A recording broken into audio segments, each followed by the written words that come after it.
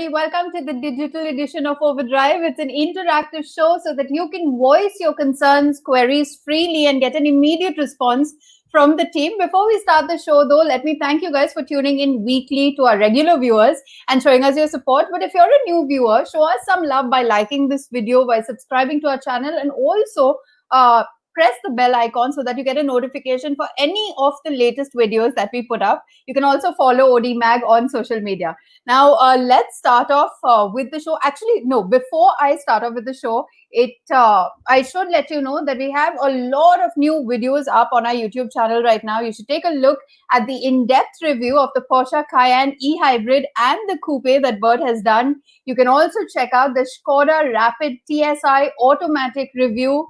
Rohit gets you an in-depth review of that as well. Now, let's start the show with the latest upcoming model from Nissan. Now, Nissan is a brand that once offered us the choice of a hatchback, which is the Micra, an extremely spacious sedan that they called a car. It was called the Sunny, an all-terrain X-Trail, the Duster sibling, the Terrano, and today it offers just the kicks and the GTR in the country. But now they've showcased their subcompact SUV, the Magnite, and one of the 8 models slotted for India to revive the brand's fortunes. Simran brings us a closer look at this car in metal. If you've been wondering why you haven't seen a new Nissan in India since the kicks, that's because they've been working on their next transformation policy, and the car to kick that off in India is the Magnite. Nissan's first sub-4 meter SUV is based on the CMF A+ platform developed for the Renault-Nissan alliance. And while we don't have specifics yet, it looks to have a similar wheelbase and overall size to the Triber. It's worth pointing out that the Magnite has the new Nissan logo in that massive grille. Now there's a little bit of Datsun to it in the slim headlights, the L-sharp DRLs and the grille itself. But the rest of the car is pure Nissan in the way the shoulder line rises, in the shoulder line at the back, and all these cuts and creases. It's a very aggressive looking car. From the front, what you're likely to notice is that the nose seems quite high, but when you look at the leading lip of the front, it's actually low to keep in line with pedestrian safety norms. All LED lighting is the trademark of the Magnite in this top end trim. So you've got LED projector headlamps, you've got LED DRLs and LED fog lamps. Of course, we've seen that white light isn't the best in our conditions sometimes, but let's see how it goes. 16-inch wheels going to be standard on the Magnite across variants. The top end variants will get these diamond cut alloys. These tall pressed fenders are another trademark of new Nissans, and the Magnite has a little badge right here to kind of break that monotony. The wing mirrors hold something very special. They are cameras. So you've got a camera in front on the wing mirrors and at the rear for all around visibility. Inside profile, what you will really like about the Magnite is the way the lower half of the door has been treated. You've got contrast running sills, and these are 2 pieces of plastic on the door with separate plastic underneath to protect your underbody. Of course, it's a compact SUV only in name with no real 4-wheel drive running gear. From the pictures that we'd seen of the Magnite before, the rear end was actually the part of the car that I was a little worried about. It seemed like this was too large an expanse of empty area, but in the flesh, it all comes together really well. What you do notice is that the tailgate is split. This is a plastic section, this is metal. We've been told they've done that to achieve these exacting tolerances around the sharp corner of the tail lights. And there's probably going to be a different finish available for this in the future. Who knows? Piano black? Probably. The bumpers are again in 3 parts. You have the upper plastic, a contrast layer, and the lower fork skid plate. There's no cutout for the exhaust pipe, and I think that's a missed opportunity, especially for this turbo variant, which is supposed to get a very tasty powertrain. One element of the Magnite that's kind of easy to miss in this situation, but I'm sure will look fabulous outdoors, is the double bubble roof. You see it start at the beginning of the roof panel and it culminates in the roof spoiler. It's a very sporty look and it kind of rounds out the squat, mean stance of the Magnite. boot gives you 336 liters of cargo capacity, which can be expanded via 60-40 split seats. Like most everything else in this segment, the seats don't fold flat into the floor, but the loading lip is fairly low. Of course, to enable that, the boot release button is hidden under the tailgate and will likely be quite mucky after monsoon drive. You may have also noticed the lack of a sunroof. The cars we saw were the top-end turbo automatic variants and could have left it out to keep prices in check. We also don't have engine specifics yet, but the HRA0 1-litre turbo petrol 3-cylinder motor makes 100 PS and between 152 to 160 Nm of torque in other applications. While these cars are equipped with a CVT, a 5-speed manual will also likely be available. Lower-end variants will also likely get the naturally aspirated 1-litre engine making 72 PS and 96 Nm of torque.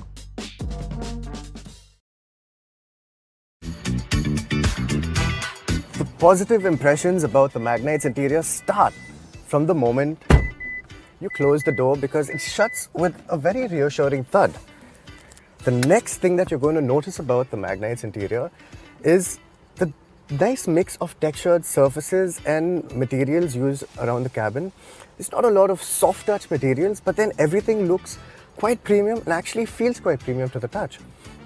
Now, getting into a driving position isn't too difficult. The steering adjusts for a rake, your seat adjusts for height and obviously angle of recline, and it's a very nice view out. The air vents are all in the same plane at the top of the dashboard, which means that it's taking a shorter path for the cool air from the climate control to reach you.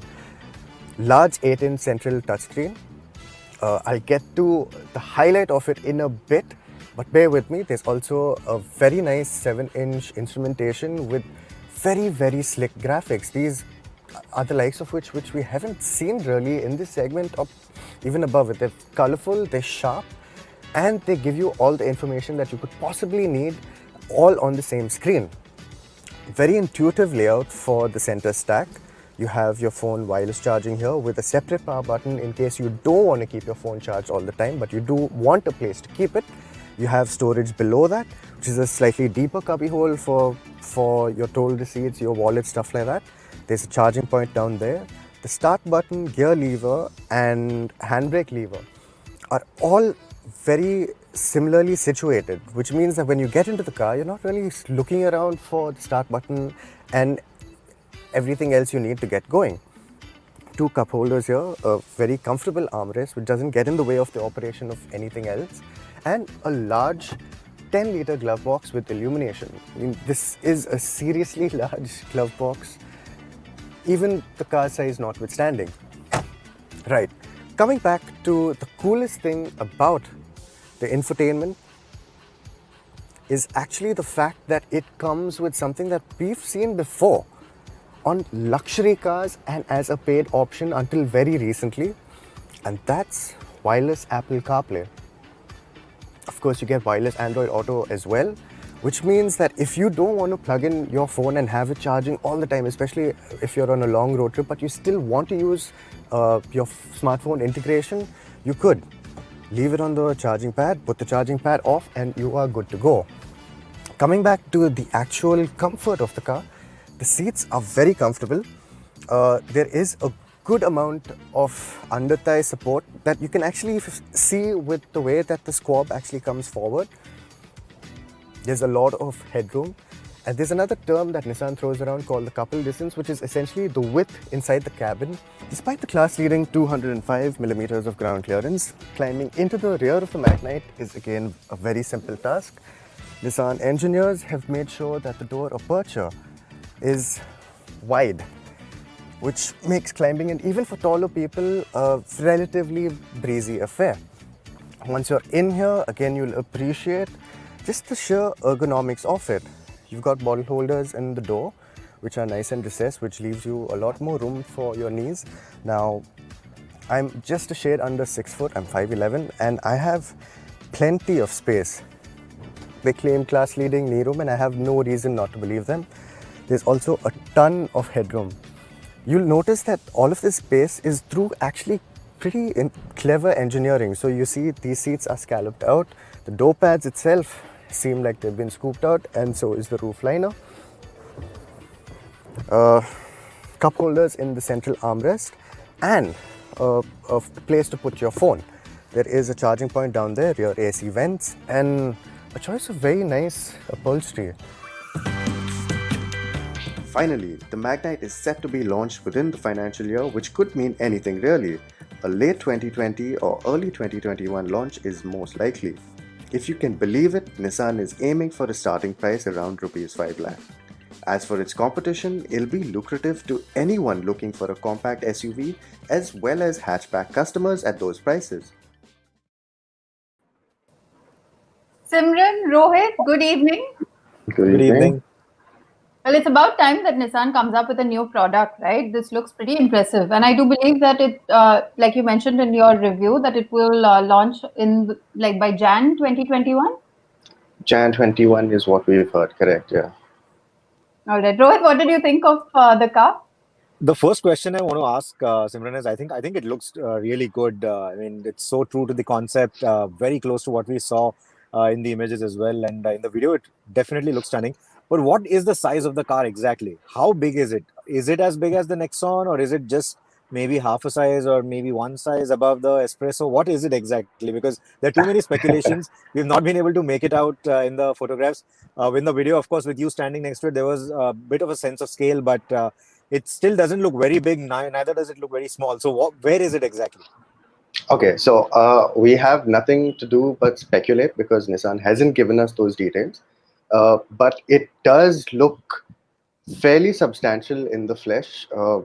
Like you said, we've seen it. We've seen pictures of its Pied before, and it seemed like a large car. It looked like every other compact SUV, and it looks about the same size as the Triber with which it shares its platform, the Renault-Nissan Alliance platform. So yeah, it looks about the same size as the other compact SUVs, maybe a little shorter in length, but it looks like it's around the 3.99 meter mark, not substantially less than that. And it's going to have both the engines, the 1 liter naturally aspirated as well as the 1 liter turbo. Okay, again, Nissan's been smart here. They've given us no details at all. They just showed us the car, and they said this is class leading, this is class leading, and the car that was on display was a turbo CVT. We speculate that it will also be available with the manual gearbox, and there will also be the 1 liter naturally aspirated 3-cylinder engine, the same thing that's in the Triber. It puts out 72 PS and just under 100 Newton meters of torque. Right. I think that engine will also help them achieve that sub 5 lakh rupees starting price that they're targeting, is what I personally believe. But for the range topper, I mean, the kind of features that you just showed us in that walk around, wireless CarPlay, wireless Android Auto. I mean, this is stuff that we've been wishing even with cars like the Seltos and the Sonnet, which are already pushing the envelope in terms of the features. But if Nissan were to bring it out at the price point that they're hinting at, I mean, that's amazing. That will just push everyone else to start thinking in that same direction. Right. We got into the car, and we had a very nice gentleman from Nissan who was showing us around the car, and we hadn't seen the little brochure that they had as yet. And the moment he said there's wireless Apple CarPlay and Android Auto, I think we took about 10-15 seconds for that to actually sink in, because we've seen wireless Apple CarPlay in BMW, and it's been a paid feature. I mean, even with their most recent launch, I think it's a complimentary feature for the first year. Am I correct? Yes, that's correct. Right, yeah, and then the it's 2 Series, paid. it's complimentary. Yeah. Right, and here's a 5 lakh rupee compact SUV potentially with wireless CarPlay and Android Auto. So it's meeting the entire smartphone user segment. And cool digital graphics as well. Exactly, that is what I was coming to. I mean, even the instrumentation looks kick-ass. I mean, I remember a couple of years ago when we visited the CES, we had an opportunity to chat with the design boss at Nissan. And he told me that for the Indian market, what is more important even than the exterior design is actually the connectivity options and the overall connectivity inside the cabin. And now the Magnite seems to be like the first examples of what he was exactly talking about, because the kind of stuff that it is now packing in with that cool looking instrumentation as well, the kind of graphics that you just showed us in the video, I think they've completely hit the nail. If that boxes in terms of the connectivity. So we're Okay. losing you, Rohit, a little bit, but I've got the gist of what you're saying, and it's absolutely correct. It seems like what we haven't seen come from Nissan in the last few years has all just gone into the magnate. So the culmination of all these years of effort of just staying bubbling under the surface has come out in the magnate, and it seems like it hits the right spots. All right. We just take a couple of pointers here. Saurabh Anand, in fact, has written to us saying that the 1 liter IC engine seems to be very low powered for a Magnite, or do you think it'll do the job? Okay, so I'm going to draw a comparison here. So the Triber is comes in with a curb weight under a ton, and the 1 liter 3-cylinder, the naturally aspirated version of it, which is 72 PS and 96 Newton meters of torque, is adequate. True, you put 7 people in the car, you put 5 people in the car, it is going to struggle a bit over the inclines. You do feel like you have to rev it out more to maintain the same pace. Now moving over to the turbo petrol, which is 100 PS and between 152 to 160 Newton meters of torque,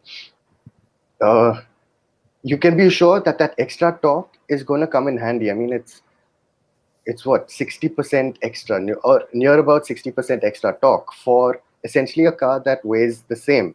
The if the Nissan Magnite is built like the Triber, we should expect a sub-ton curb weight or somewhere around the 1000 kg mark curb weight, which 160 Nm would get moving pretty quickly. Using something from Hyundai as an example, the 1 liter turbo engine in the Aura and Neos feel like very powerful cars compared to the 1 liter turbo engine in the Venue and the Verna, which are 1.2 tons or thereabouts.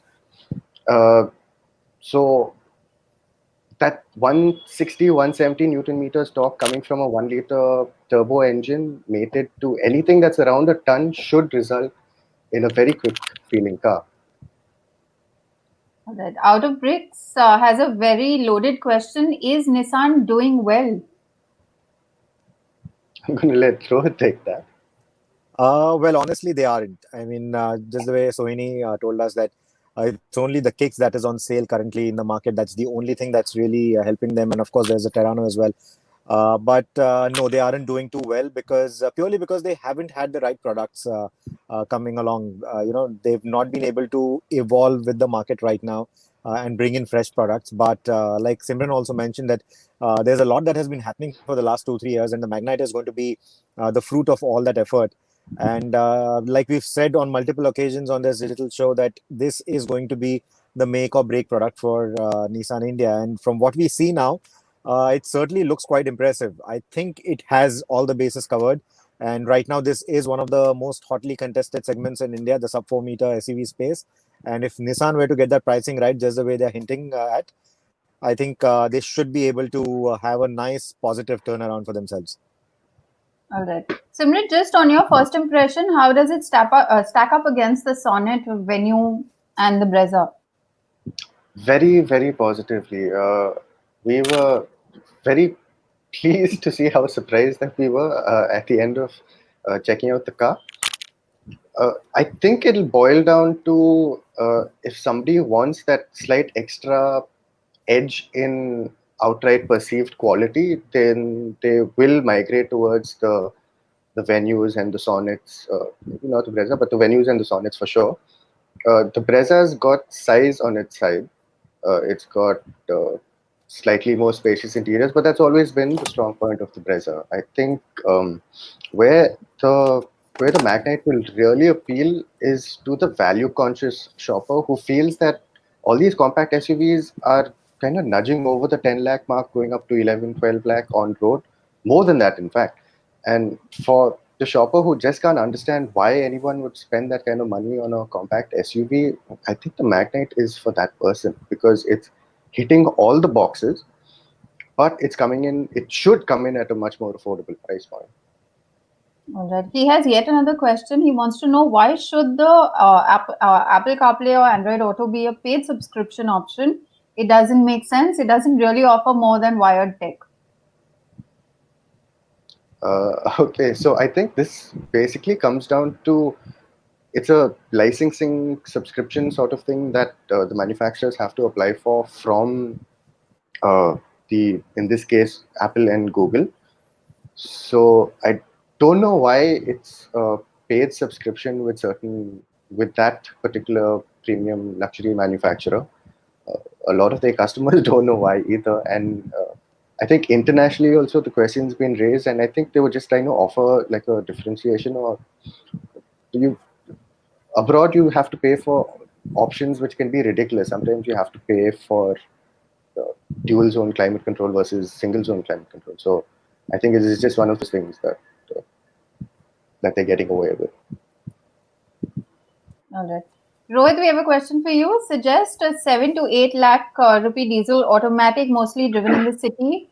A Tata or Tata? Tata is a big no. A big no. Yeah. A big nose. Okay. All right. Suggest an alternative. Okay, so Amit, would you want to tell us what kind of a body style are you looking at? If you are looking specifically at a diesel automatic, I think you'll have to go in with an entry level hatchback, something like the i10 Neos. I think Simran is a big fan of the i10 Neos. He recently drove the 1 liter turbo petrol, but what you're looking at essentially is a diesel automatic, and I think the i10 Neos or something like that is what you'll have to essentially look at. I think you'll have to stretch your budget a little bit more to get yourself a diesel automatic in that particular price bracket, but the Neos would certainly be worth that extra bit that you will have to shell out. And I think that's the vehicle I would suggest for you, all things considered, the kind of features it offers, the kind of space it offers. I think that would be a very good option. The other option that you could look at is probably the Triber AMT. That is another very spacious vehicle, and that again might need you to stretch your budget a little bit more. But again, that would be worth every penny for whatever it offers. So overall, I think these two would be my choices. Interestingly, the choices when it comes to a diesel automatic, sub 10 lakh diesel automatic are very, very limited. Like you said, there's the Neos diesel, which is available with an EMT. There is a Nexon diesel available with an EMT. But since he said Tata is a big no, I don't know what that leaves. Honda has the Amaze with the CVT, which is technically a better. But again, that's gearbox. Still on the pricier side, because he would have to for pricey. a decently spec car. Again, it would cross the 9 lakh rupee mark. So that's another good option that you can look at if you are willing to stretch. And just to add to it, I don't know how you're planning to finance your vehicle. Are you going all out and putting all the money down yourself? But if you're looking at financing it, do check with your bank as well, because during the COVID times, a lot of banks have tied up with various manufacturers and are offering some excellent schemes. I have seen offers where banks are offering an EMI of as low as 700 rupees per lakh. It's gone down to that. That's almost as low as a home loan. So, you could also check with your bank what manufacturers they have tied up with. So that will also sort of make you, get a very good deal on the vehicle that you're looking at. All right. Mayur, you've asked us about Bert. Bert, like you mentioned, is busy out driving, but it's not the Thar. He's got very exciting stories lined up. So that'll come up in a couple of weeks. And you also wanted to know what car Rohit is sitting in. Rohit. Oh, yes. I'm sitting in the Carnival. I have a helmet in the frame. Not in the frame, but yeah, it's there in the background. I usually have that during the digital show. So I have one today as well. And this is the Carnival. I have sort of bummed it off Bert because he is driving some exciting cars, yes. And I have got this as my daily driver for the next couple of weeks. So today, unfortunately, I couldn't be home in time. So that is why you have to bear with me in this kind of lighting. Yes, like it is becoming tradition on Overdrive, one person has to sit in the car and join us on the show. All right, so we'll just take a break from the questions. You guys keep sending us your queries and we'll answer them when we take a break from these videos. But for now, let's take a look at basically in India today, if you're looking for a spacious premium SUV, then your choices would be the Jeep Compass, the new Volkswagen T-Roc, or even the Skoda Karoq. So it was about time that Hyundai gave the Tucson its largest SUV or mid-life makeover. Here's Simran telling you all you need to know about the third generation Tucson. Here's another Hyundai that we've been waiting to get behind the wheel of ever since we first saw it at the Auto Expo. Even though it's just a facelift, we've been getting a ton of requests to drive this car and see what the updates do to it. Can the Tucson remain relevant in the face of all its new competition like the Skoda Karoq, the Honda CR-V and of course the Jeep Compass? Well, let's find out.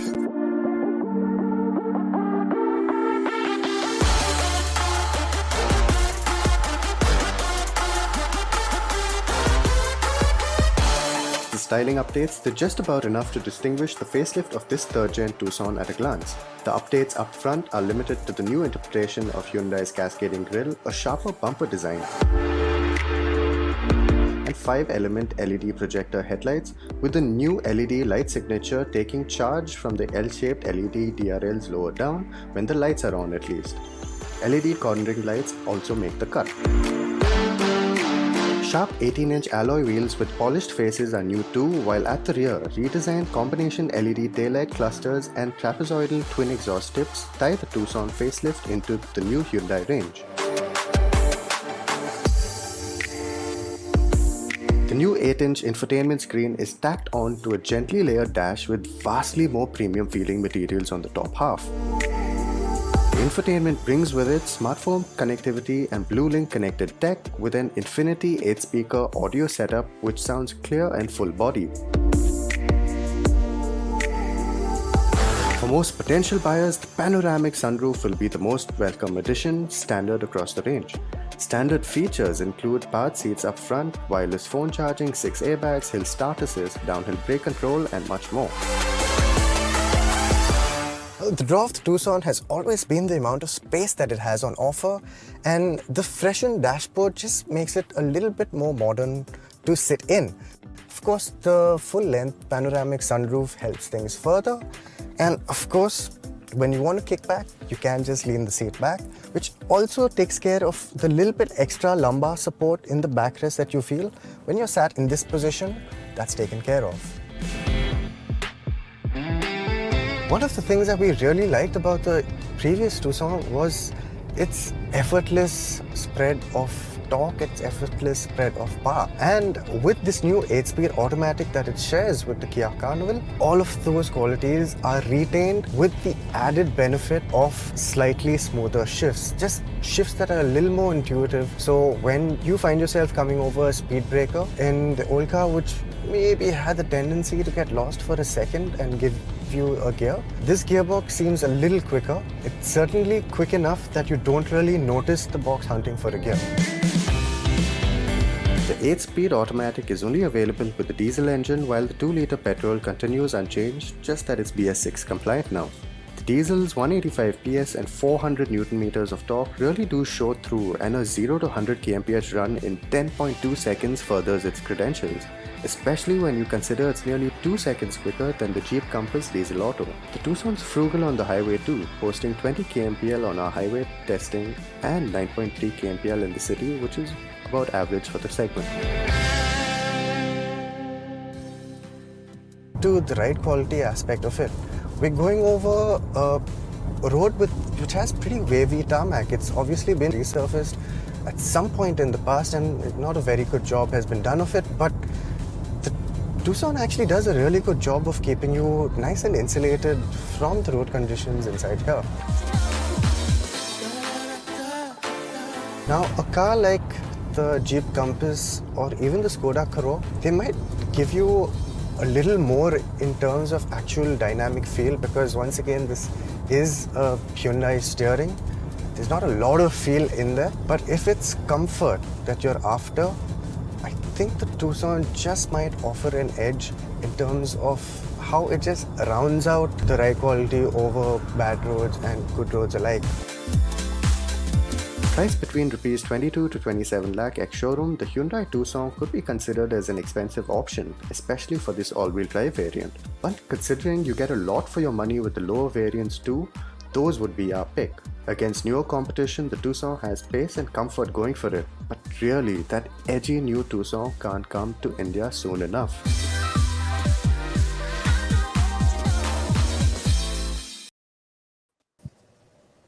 All right, that was the review of the Hyundai Tucson. There's a longer version on YouTube and Facebook as well, so you can check that out. Wow, Rohit, it's getting pretty dark where you are right now. It is. It is. So how All big an improvement is the new Tucson? It does everything that we remember the old Tucson doing, and it does it really well. So it's nice and comfortable. It's not too floaty. It's not rolly. It's fairly nice. They've sharpened up the steering as well, so it just feels better to drive. The 8-speed automatic, which is unfortunately only available on the diesel, actually does a great job at just making the powertrain feel a little more modern. There were times with the old 6-speed where you could feel the slight delay when you were shifting upper gear, which is taken care of with this new 8-speed automatic. Interestingly, it's actually very closely related to the automatic that you have at your disposal right now in the Kia Carnival. Right. And have they managed to fix the brakes at all? Because I remember the previous Tucson, the one that we had in the Woody garage as a long termer, the brakes were really scary on that. Not confidence inspiring at all. It felt very spongy. The bite wasn't very consistent. Did you feel the same way, or have they improved that on the updated model? Okay, so I've driven a Tucson quite extensively. I think I've done a 3,000 kilometer road trip in one, the diesel 6-speed automatic, and I didn't have a problem with those brakes. Though at that stage in Hyundai's life, I think we were making cars that were very eager to jump into ABS. So if you were coming downhill and the road wasn't a most perfect surface, if you got on the brakes, you would feel the ABS pulsing immediately, which is quite a scary feeling if you're coming downhill when carrying a little bit of pace. The new car is definitely sorted. Our braking figures for the Tucson were actually quite good.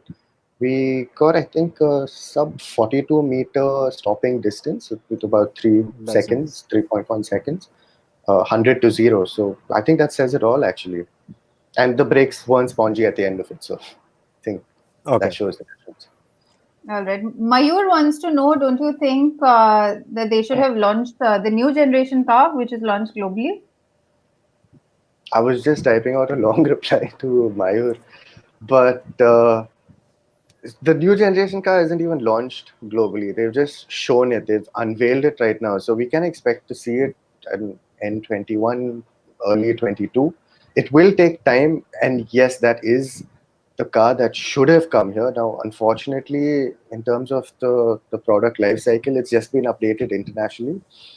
I think Hyundai is viewing this mid-cycle refresh for the Tucson as just an in-between step, so to speak.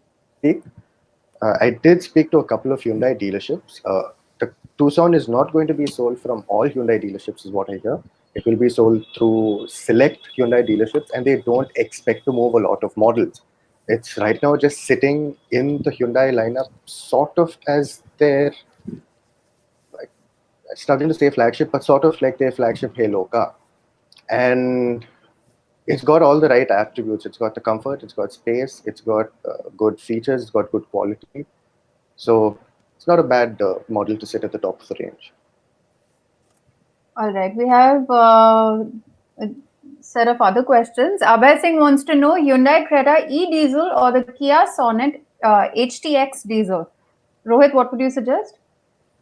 Okay, like I mentioned in the review of the Sonet, if you don't necessarily need that additional space that a Creta or a Seltos is going to give you, you might as well settle for a top-end variant of the Sonet. Of course, what you're looking at, the HTX is still on the higher side, so you'll get much better features as well. And like I said, if you don't need that space, it's a lovely car. It's a lovely trim to go for. And the diesel engine has been my choice with the Sonet, so I would suggest that you get yourself the Sonet. All right. Hi, Ghulam Ali. You've been writing on every video that we've been posting, saying, waiting for the Honda Highness review. I'm sure even Rohit is waiting to ride this motorcycle. Oh, yes, definitely. Waiting to ride this motorcycle. They just started deliveries of the customer bikes yesterday, or I think earlier this week. And they are assuring us that we'll get the test drive or the test ride unit, the media unit in the first week of November. So unfortunately, we'll all have to wait till we are able to ride that motorcycle. But we promise that it will be a detailed review as and when we have the motorcycle for you. All right, and Lazy Wanderer wants to know, is Royal Enfield giving the Meteor 350 for review at the time of the launch, or do we have to wait a while longer? Okay, so the same thing with the Meteor. In fact, it's been teased right now. There's news that on the 6th of November, they've asked everyone to block the date for the 6th of November. So I'm guessing it's only going to be a reveal on the 6th of November. But I won't be surprised if they announce the pricing and open bookings as well, because that's close to the festive season anyway. It's close to Diwali as well. So they would want to cash in on that. And the Meteor 350, as we all know, has been delayed quite a bit. So now finally the time has come for the motorcycle to arrive. And they are essentially hinting at giving you everything possible on that motorcycle in terms of the features that you would expect from this particular price point. That said, the CB350 has also come with features that we didn't even expect on a motorcycle of this power category, something like traction control. So all that has come now. So let's see where the Meteor 350 comes out. But you're right. Both the motorcycles are coming out at around the same time. And it's certainly not for reviews. It's essentially to cash in on the festive season. And we hope that we get the motorcycles around the same time. So if they are in the same price bracket and the same category, I'm expecting the Meteor to be more of a tourer, cruiser kind of a motorcycle that will be a spiritual successor to the Thunderbird. But if they are in the similar price category, we would also try and get you a comparative review of the two. All right, Simran, here's a question for you. Funny Kiran wants to know, is the i20 hot hatch coming to India? Okay, that's a fairly loaded question, because we would like it to come to India. Hyundai tells us they would like it to come to India. They're just figuring out the economies of scale, because it will have to come to India as a CBU, and it will be expensive. But more excitingly, the new i20 is coming to India, and it's coming to India very soon. So I think if you guys can hold on for a couple of weeks more, you'll see a lot more about the new i20. We hear there's a launch coming up very, very soon. The drive will be coming up very, very soon. So there'll be a lot of information about the i20, and it has a fairly exciting powertrain in it. Granted, it is not as exciting as the i20N or N line, but it's pretty exciting with the 1 liter making the full 120 PS and made it to a 70 CT. All right. It's interesting. It's interesting how Simran has managed to keep a straight face throughout that answer. So he's actually got his, let's not say got his hands on the car, but he was with the car yesterday. He spent some time with the new i20 yesterday. Just that his opinions have to be withheld because of an embargo. So yes, the car's already here. Simran's already walked around it, shot a video with it. He will bring you all the details of the vehicle, and we will drive it very soon as well. Just the way he said, there will be a drive that will happen very soon. As far as the hot hatch is concerned, he's already answered your query. All right, here's a question from Aditya. He wants to know, suggest an automatic. Additionally, Sorry? sorry to cut you in. I just had a little nugget of information. It's just some information that we've got from talking to Hyundai. The 1.6 liter, the turbo engine, 204 horsepower. That's in the i20N. We have asked if it could come to India by itself, because that would be a great proposition, right? The i20 with that engine and maybe just a few of the mechanicals instead of getting the whole car in as an import. And it's something that Hyundai could be considering. So we could actually see India's first hot hatch again coming from Hyundai, which just blows my mind. And I won't be surprised, because they have given us the i10 turbo. They have given us the Aura turbo. They've been making a lot of noise about the Venue Sport and with the turbo engine again. And Sonnet going the GT line, Kia going the GT line. So yeah, you never know. They might have something, a nice surprise for all us enthusiasts out there. Mayur says the i20N will be very expensive. Who would That's buy our it? worry too. That is our worry too. I think that's Hyundai's worry as well, which is why it's taking time. They don't want to rush into it. They want to make sure that they do it and they do it right at a price point that everyone can afford. All right, we'll just take Aditya's question. Suggest an automatic under 5 to 6 lakh rupees. I think that's another segment that doesn't have a lot of players, right? What do you have? Not You have many, Quid not many AFT, options. you have a Celerio AMT, you have a Espresso AMT. I think the Swift AMT would come in just over 6 lakhs. Uh, and then you're just trading off space versus comfort and perceived quality and premiumness and stuff like that. All right. So What do we'll you- just take a. Sorry, go ahead. No, I was going to ask Rohit if he had to choose between a spec'd out Celerio or an Espresso and maybe a Swift AMT, what he would pick. But I think I already know the answer. I would any day pick the Swift AMT. I mean, if I had to go with the convenience of an automatic, I would still at least get myself a car that drives well and feels nice to drive. So compared to, I mean, they're not even comparisons. Celerio, Espresso, and Swift, I would any day pick the Swift, even if it's a base model.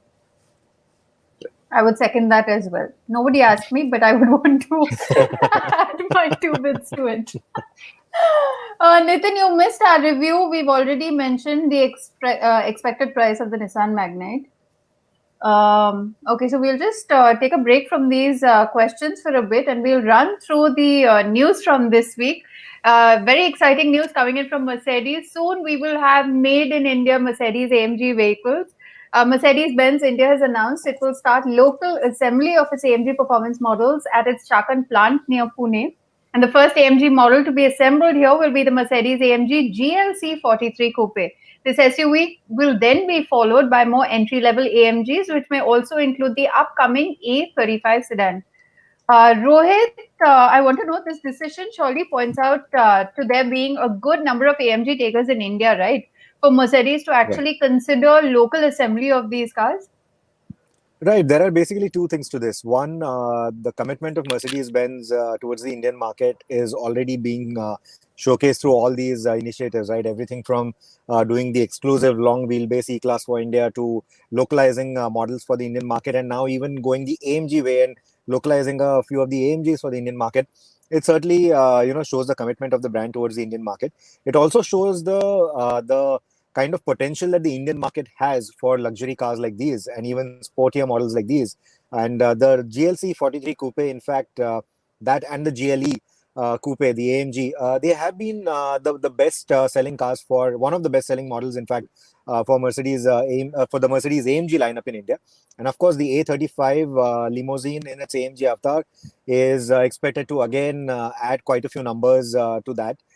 So I think it's a very well thought out decision, because we've never seen Mercedes-Benz India just jump on an opportunity or just make some haphazard decisions with launches or whatever. Everything is very nicely thought out, and that's what is giving them the kind of numbers even in the current market scenario. And this, I think, is an excellent news, especially for all enthusiasts out there, because it will only make these models a lot more accessible. And that's what I wanted to ask you. Once locally produced, how much of a cost benefit would the consumers really get? Well, we've seen that in the past. It's not just about increasing profitability. We've also seen Mercedes-Benz pass on some of that benefit to the consumer. Of course, there are two sides to that coin. You do lose out on a few features. Like, for example, some of the locally assembled models, you couldn't have the Burmester audio, or you couldn't have certain features that were only available on the launch edition, which was essentially a CBU import. So, yeah, there are two sides to the coin, like I said, but what you gain from the whole exercise is essentially a more accessible model line. And I think, especially for something like the AMGs, it's a welcome change. All right, here's Apurv. He's asking us, does that mean we could see an Indian signature badge on the AMG engine? No, but that's not going to happen. So essentially, these are going to be CKDs. They're going to be assembled locally, which means that the chassis, the engine, the bodywork comes in kits, and it will all be assembled. So the engine will come as one unit, which will be assembled by someone in Lafaltabad with their signature on it. But yeah, you never know if there's an Indian engineer who is doing that. Their signature could be very well be on that engine.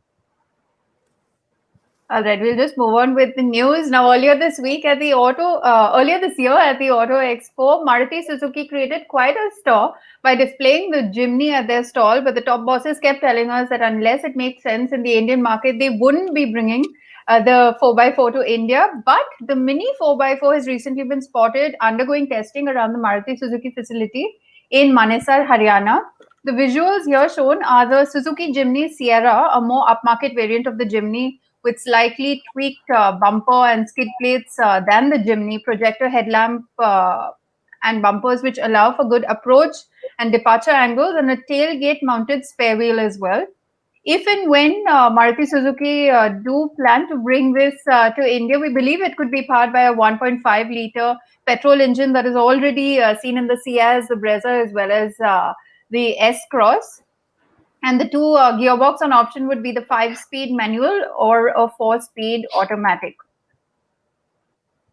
Rohit, Simran, your take on Well, this? I have one interesting bit of info to share.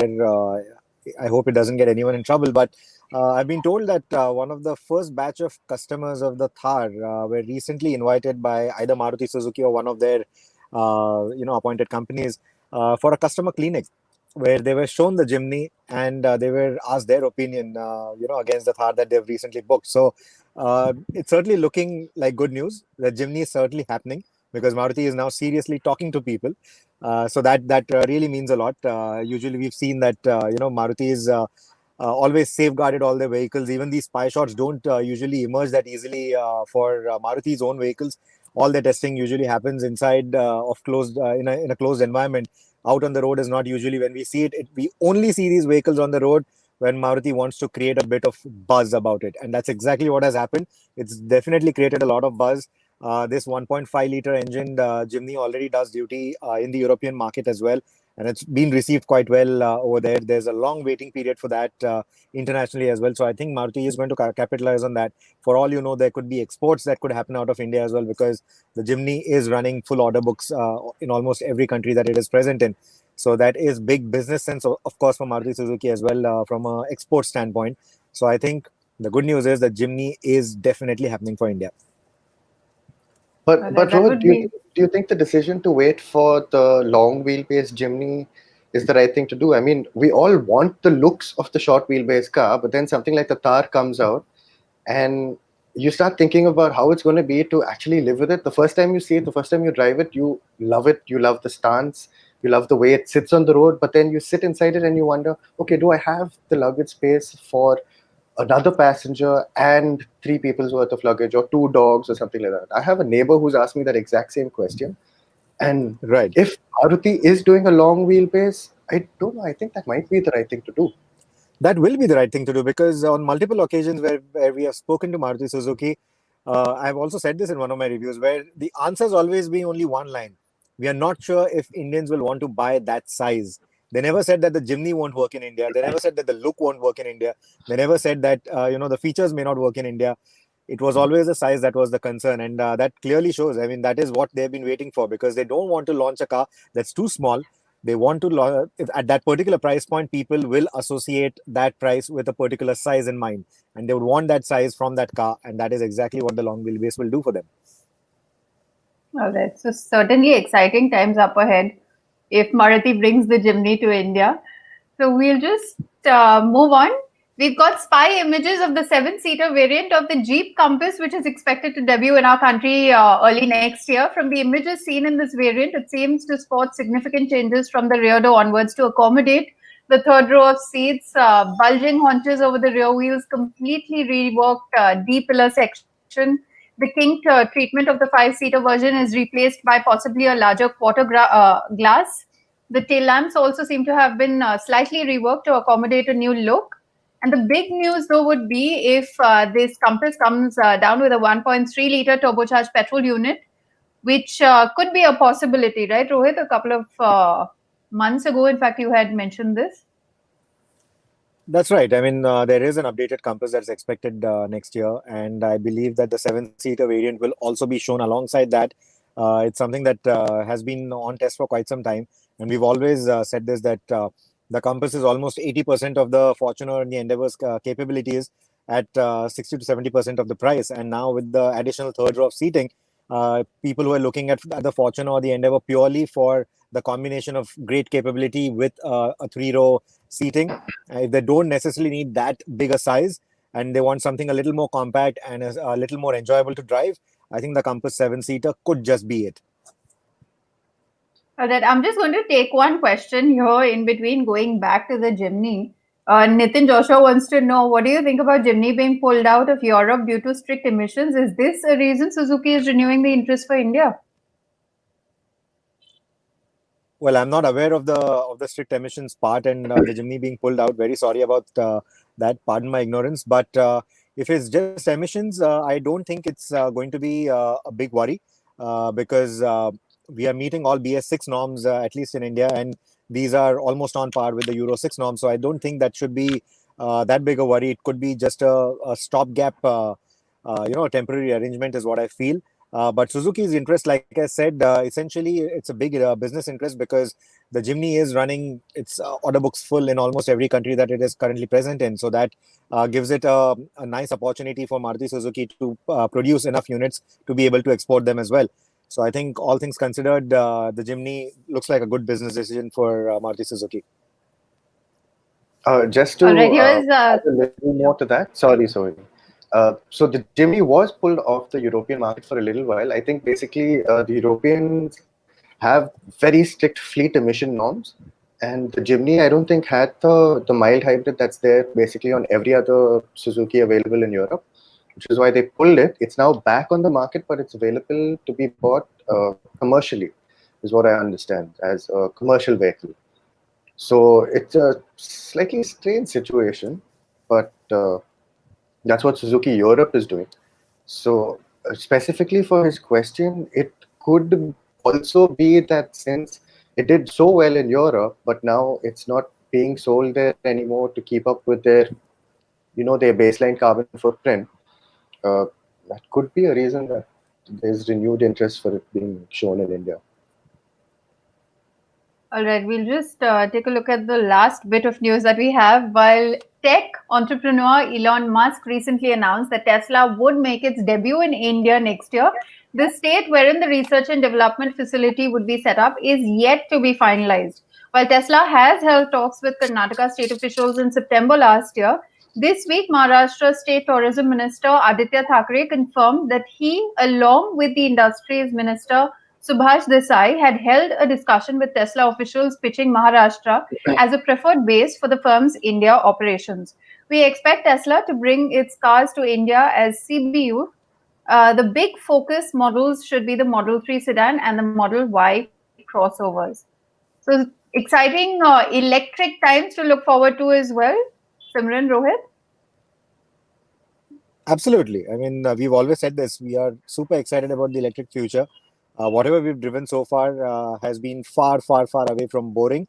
And especially with the kind of models that Tesla has in their lineup, yeah, I mean, that's something that would certainly be welcome in the Indian scheme of things. True, and even if the facility is just to assemble them, knowing Tesla, they do things just a little differently. So if they're going to use economies of scale, they will use economies of scale and drop prices. I mean, you had Elon Musk dropping the price of the Model S on a whim to $69,420 from its $80,000 plus price tag. So he's visionary, and I don't think anyone can really predict what he's going to do. True.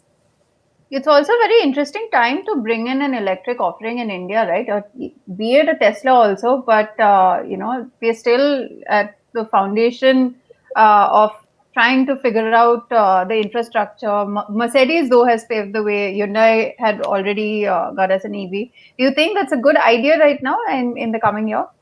It certainly is. I mean, you look at Mercedes, you look at Audi planning to bring in the e-tron very soon. So if the luxury players with even their limited numbers are looking at the electric segment as well, the smaller players are definitely going to be gunning for it. We hear that even Maruti, Hyundai, they will be bringing out more easily accessible electric vehicles very soon. So for someone like Tesla, obviously this makes a lot of sense to be present in the country. And like Simran said, knowing how Tesla works, there's nothing that you can predict about them. And for all you know, they might even come up with innovative solutions for the charging infrastructure and the home charging that could make things a lot more accessible for the Indian buyer as well. Right. Anmol is saying designs for the new Tesla hatchback are also floating around on the net, destined for markets like India and China.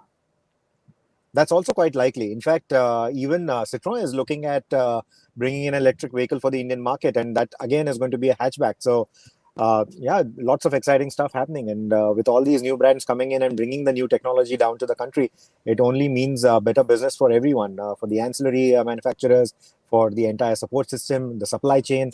I think that's all good news.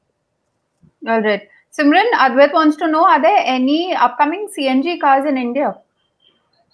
CNG as a fuel, I think, is available on quite a few of the newer sub 10 lakh rupee cars. So you got a bunch of hatchbacks which are also available with CNG kits fitted from factory. I think a lot of Maruti Suzuki's lineup is CNG.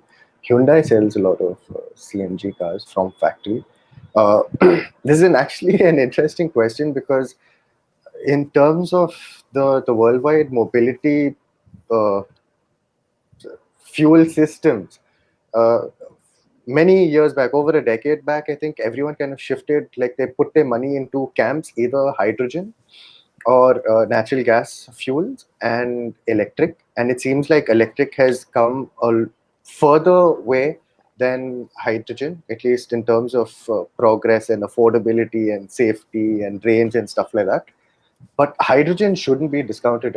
I think we discussed a hydrogen part car that was indigenously developed in India itself that did quite a bit of range on its tank of hydrogen.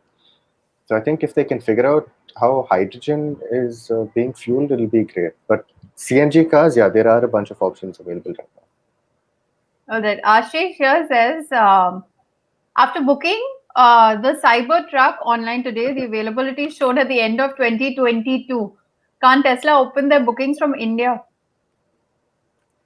Well, Ashish, let them at least first start setting up stuff. I think it's going to be a lot longer than 2022 for the cars to start selling here. So I don't think they would want to open bookings for the Cybertruck in India right now. Funny enough, I think when they showed the Model S for the first time, people were allowed to book it from India. I know someone who put down $1,000, the equivalent, to book a car that there was nothing solid about the car coming down to India, but he spent that $1,000 and booked it in any case. So I don't think the booking really means anything. Booking shouldn't be a problem. Yeah, getting it down to the country would be a problem, either for you or for Tesla. All right, we'll take one more question. What about Volkswagen? Are they bringing the new Polo GT or GTI? No. That's the only one word answer that I have for you. There's no new Polo coming out anytime soon.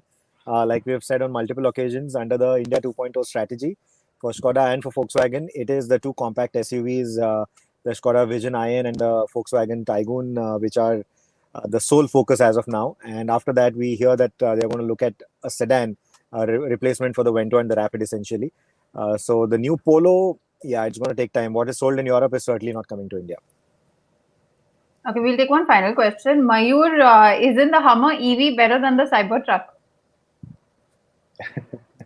Well, we haven't driven any, nor have we put either of them through a tug-of-war competition. So I think we can't really comment on that right now. All right. So we'll just, I think that's about it. But before we, it's almost time to wrap up this week's show. But let me remind all of you that what's coming up on this week's TV show, which is tomorrow at 1 p.m. In case you missed the Magnite first look, you can catch up with that review. Simran's review will be up at 1 p.m. tomorrow on CNBC TV 18. We also have a very detailed road test of the new generation Thar from Bert, which is a review of not only on-road, but off-road as well. So you can catch up with the show tomorrow at 1 p.m. So guys, it's almost time to wrap up, but we have a very exciting videos. Now, when you think of supercars with land speed records, your mind would naturally drift to names like Bugatti, Koenigsegg, McLaren, but there's a new brand name that has been added to this list. A small American automaker now holds the bragging rights to the title of the fastest car in the world. It's called the SSC Tuatara, clocked an average speed of 508.73 kilometers per hour for the 2 consecutive runs it did on a patch of closed off public road and touched 532.93 kilometers per hour during the course of its run on the same stretch. Now, let us leave you this week with these exciting visuals. This is not the actual official speed record video, but it's the supercar that's a new record holder. Simran, Rohit, you all want to add something before we end the show with those visuals? So I'm just going to pitch in here because there's this one picture that struck me as it just symbolic of this entire record, this try. It's of the driver, this British racing driver named Oliver Webb, and he's lying down on the road after having just broken the speed record. And in the backdrop, you can see the other lane of the road just filled up with traffic. This was done on a public road, closed off section of public road near Nevada. Mm-hmm. I think they scouted around on Google Maps. They asked a lot of people, and they found the perfect stretch of road, which would allow them to get up to high speed. These guys actually took their car to a track before that, and they found that they weren't able to get up to the kind of speeds that they needed to actually challenge the record, just because the track was too short. And then they found this stretch of public road in Nevada. This is an actual highway that connects two cities together. And yeah, I think they came very close to breaking it on the first try. On the second try, they surpassed the previous record. And then on the third try, they just went all out. I mean, previous speed record was 447 kilometers per hour, I think, in 2017. So 538 or 508 as an average is quite a big increase. And that was from a Bugatti, right? That was from a Koenigsegg, I think. That was the. Oh, I thought it was from a Chera. I'm not sure. I mean, the top speed record has been changing hands between Koenigsegg and Bugatti so many times for a long time. Yeah. I think they've been at it since the early 2000s. It started with whatever it started with, and then Bugatti came in with the Veyron, and the Super. The Veyron was actually, in fact, the SSE Aero Ultimate or Ultimate Aero, I think it was called. It's the same company that's made the Tuatara. So these guys have actually done quite a bit. So it's an impressive video just to look at it. Yeah. Yes, I think the visuals will speak for themselves. Thank you so much for watching, guys, and thanks so much for joining us, Rohit, Simran. We'll catch up next week as well. Yeah. Thank you for tuning in.